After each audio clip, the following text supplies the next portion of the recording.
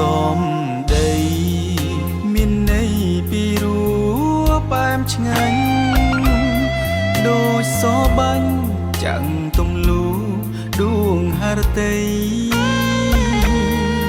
ផ្អែមណាមាត់ក្រៅតែក្នុងគ្មានន័យធ្វើឲ្យមនុស្សខំស្មោះស្រីខូចក្តីប្រាថ្នាស្រឡាញ់រួចខ្នាញ់ហើយបំភ្លេចបានស្រីកលយានចិត្តចាក់ហ៊ានក្បន់ភក្តីធ្វើឲ្យទ្រង់បងចុកណែនរីងរៃដោយសារស្រីចិត្តអប្រៃឥតក្តីប្រណីមេត្តាអូនមិនគួរទៅអបបន្លាហើយស្មានថាក្តីស្នេហាបានសុខសាន្ត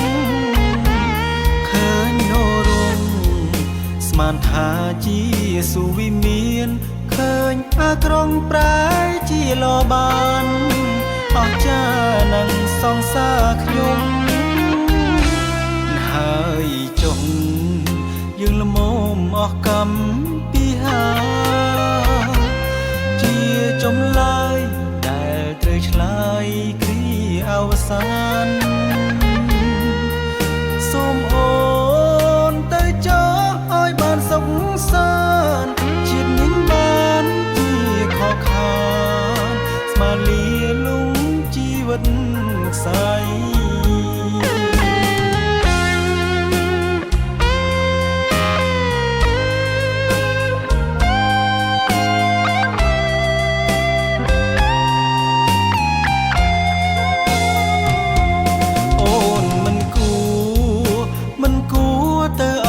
បន្លាហើយស្មានថាក្តីស្នេហាបានសុខសាន្តឃើញនរងស្មានថាជាសុវិមានឃើញអាក្រងប្រែជាលបានអស់ចានឹងសងសាខ្ញុំហើយចុះយើងល្មមអស់កម្មពីហាជាចម្លើយដែលត្រូវឆ្លើយគ្រាអវសាន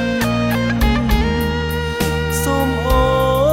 នទៅចោលឲ្យបានសុខសាន្តជាតិនេះបានជាខកខានស្មាលាលុងជីវិតខ្សែ